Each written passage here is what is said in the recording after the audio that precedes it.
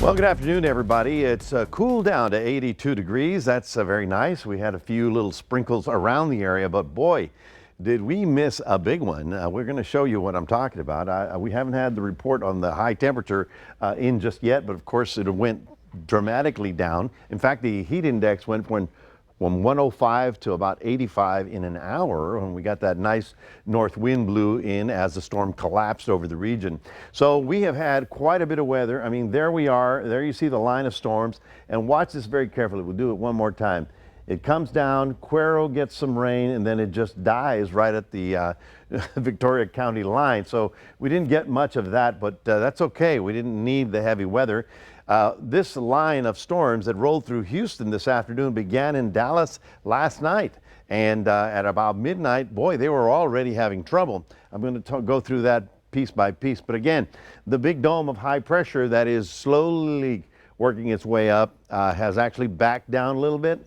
So it's sort of positioned itself over in Mexico where they're having the heat wave, but it's giving us a little bit of a break to get something in terms of thunder shower activity rolling through. So we start up here in Dallas. Here's right there, that little town Valley View is on the way north up toward Denton. Then you saw the big line of storms come right down Interstate 45, pounded Houston this afternoon, got very close to our area. The closest heavy stuff was out near Wharton and Edna, and yet you think, okay, we're going to get a break out of this.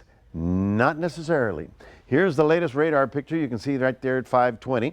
It's all offshore, so things are clearing out. But I'm telling you, they had high winds in the 60-mile-an-hour range, very heavy rain. They had flooding in Houston. We were very lucky, didn't get any of that. I'm going to widen up, okay? So this is like now, right? So what's now? A tornado watch in the Panhandle, severe thunderstorms out of the mountains. These have a better possibility of crossing over the Rio Grande and getting into southwest Texas. So I'm going to be watching east for the rest of the afternoon. Here's the rainfall that fell in Dallas since last night. This is the last 24 hours of rainfall in the 3 to 5 inch range. And then in the Houston area, also in the 2 to 4 inch range. And here in Victoria, you can see how Cuero got a pretty good dumping of rain right about there, all the way up to maybe Yoakum. But then it came down and just sort of stopped just to the north of us. That's the way it worked out. And if you were with us last night at 10 o'clock, we had a huge cluster of storms coming up from the Rio Grande Valley. They got in the 2 to 3 inch range as well. And now we're going to have to watch that stuff out west. Had a gentleman ask me today, what's going on in the world? I wish I knew. I really wish. I mean, this is getting serious. I mean, when you've got, you know, all kinds of breaking weather all over the world, something's happening. This is, of course, the heat advisory for tomorrow. This is tonight. This is severe weather all the way down to northern Mexico. And so we still have a chance of seeing more showers pop. What's happened is this thunderstorm came through and sort of destabilized the atmosphere. So tomorrow we have a good chance of getting some additional shower activity for about 2 or 3 more days, and we're certainly going to be watching them. Now, it's nice when the temperature drops. It's also not nice when the big 60-mile-an-hour winds blow through.